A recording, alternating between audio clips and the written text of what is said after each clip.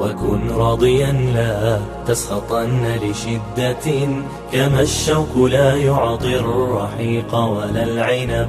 إذا المرء لم يرضى بما ربه وهب، فلن يغنه مال وإن زاد ما كسب.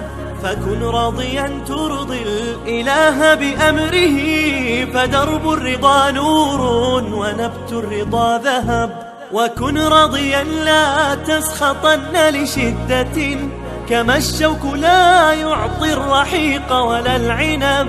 وكن راضيا لا وكن راضيا لا تسخطن